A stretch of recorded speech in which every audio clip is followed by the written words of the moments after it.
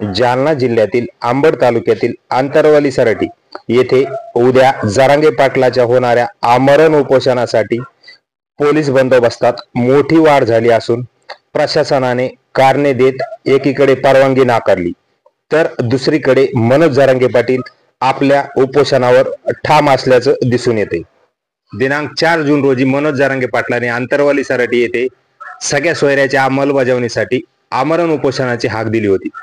परंतु यानंतर आचारसंहितेचे कारण दाखवत प्रशासनाने आंदोलन करता येणार नाही असे कळवले होते। त्यानंतर जरांगे पाटलांनी 8 जून पासून आमरण उपोषण आपण करणार असल्याचे कळवलं होतं। परंतु 8 जून रोजीच्या आमरण उपोषणालाही प्रशासनाकडून आडकाठी आल्याचं कळत असून या आमरण उपोषणामुळे जातीय सलोखा बिघडत आहे, तसेच शाळकरी विद्यार्थ्यांना याचा त्रास होतोय असे कारण सांगून आंदोलनाची प्रशासनाने परवानगी नाकारली।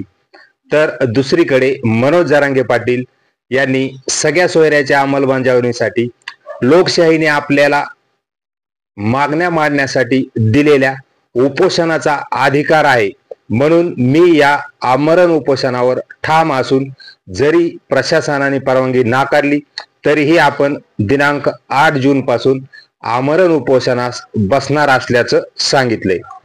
सर म्हणते मला यो शूटिंग करतो का गो?